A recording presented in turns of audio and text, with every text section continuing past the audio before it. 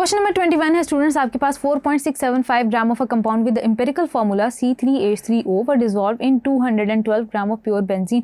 Freezing point of solution students आपको पता है कि ये आपके पास डिप्रेशन बता रहे हैं कि 1.02 less than that of pure benzene. The molar freezing point constant आपके पास यानी कि KF की वैल्यू आपके पास 5.1 डिग्री सेल्सियस है। तो आपने कैलकुलेट करना है रिलेटिव मोलर मास और मॉलिक्यूलर फार्मूला ऑफ कंपाउंड, यानी कि मोलर मास आपने सबसे पहले कैलकुलेट करना है। M2 स्टूडेंट्स आपके पास है KF by delta TF into 1000 W2 by W1।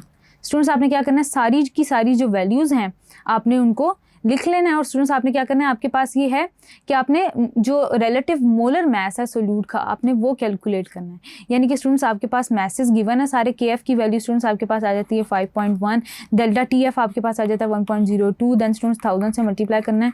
आपके पास मैस ऑफ सॉल्वेंट आपके पास स्टूडेंट्स आपके पास तकरीबन आ जाता है 12.5। आपके पास 4.675 जो है ये सोल्यूट का है, डिवाइडेड बाई 12.5 आपके पास ये वैल्यू आ जाती है। जब स्टूडेंट्स आप कैलकुलेशंस करते हैं मोलर मास की तो आपके पास वैल्यू आ जाती है 110 ग्राम पर मोल। देन स्टूडेंट्स आप कैलकुलेट करते हैं क्योंकि आपके पास मोलर मास आ गया। देन स्टूडेंट्स आप N की वैल्यू कैलकुलेट करते हैं। स्टूडेंट्स आपके पास जो एम्पिरिकल फार्मूला मास इस केस में आता है वो आता है 55.5 ग्राम पर मोल। तो स्टूडेंट्स आप क्या करते हैं, N के लिए आप डिवाइड कर देते हैं मॉलिक्यूलर मास को with empirical formula mass that is 55.5, it will form 2। यानी कि स्टूडेंट्स आपके पास N की वैल्यू जो आती है वो 2 आती है। अब स्टूडेंट्स इस केस में क्या होगा कि इसकी वैल्यू 2 आई है तो आप क्या करेंगे कि इसको मल्टीप्लाई कर देंगे C3H3O, तो students it will get converted into C6H6O2।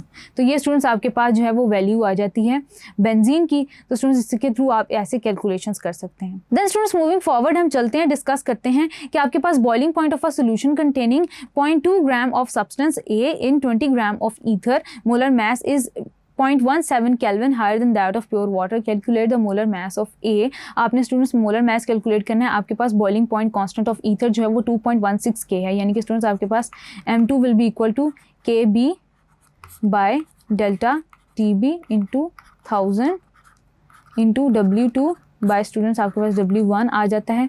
इसमें स्टूडेंट्स आपने कैलकुलेशंस करनी है। आपको KB की वैल्यू पता है कि 2.16 है। देन स्टूडेंट्स आपने 0.17 आ जाता है। देन स्टूडेंट्स आप इसको मल्टीप्लाई करेंगे तो आपके पास आ जाता है वैल्यू 1000 की। मल्टीप्लाई करेंगे आप इसको W2 से, यानी कि स्टूडेंट्स आपके पास मास ऑफ A आपके पास 0.2 ग्राम आ जाता है, डिवाइडेड बाई W1 आपके पास 20 आ जाता है। तो स्टूडेंट्स इसको आप जब मल्टीप्लाई करेंगे यानी कि students 2.16 multiply by 1000 multiply by 0.2 it will be equal to 432। Then students इसको आपने मल्टीप्लाई करना है 0.17 को मल्टीप्लाई बाय 0.17 को आपने मल्टीप्लाई करना है 20 से। तो स्टूडेंट्स आपके पास वैल्यू आती है 3.4। 432 divided by 3.4 it will form 120.7 यानी कि 127.05 ग्राम पर मोल स्टूडेंट्स आपके पास वैल्यू आ जाती है। देन स्टूडेंट्स आगे चलते हैं। क्वेश्चन नंबर 23 है, आपके पास 3 gram of a non volatile non electrolyte solute are dissolved in 50 gram of ether at 293 kelvin. The vapour pressure of ether falls from 442 to 426 torr under these conditions. Calculate the molar mass of solute. यानी कि students आपके पास value आ जाती है delta P by P0 into students आपके पास आ जाता है W2 bye M2 into M1 bye W1।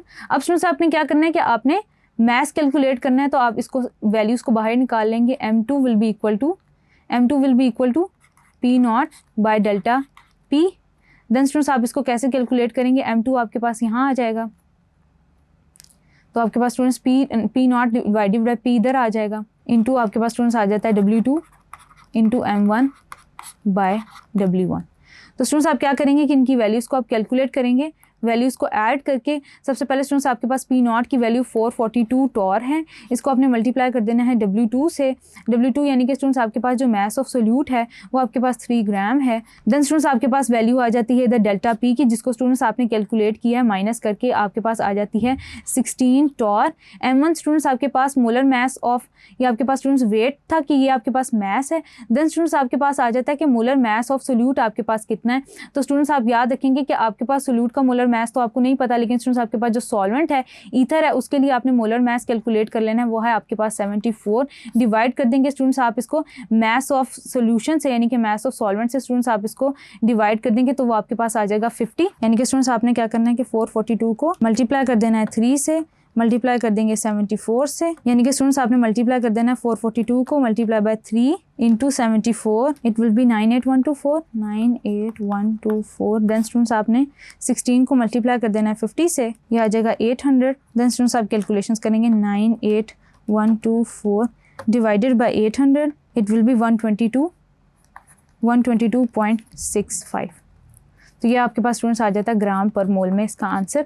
So students, having said that, this was all from exercise today. Students, I hope कि आपको मेरा समझाया हुआ एक एक क्वेश्चन बहुत अच्छे से समझ आया होगा। This is your on screen chemistry instructor Imsha sir signing off from tutoria.pk। इंशाल्लाह will see in the next video with next chapter. Till then take care, अल्लाह हाफिज़।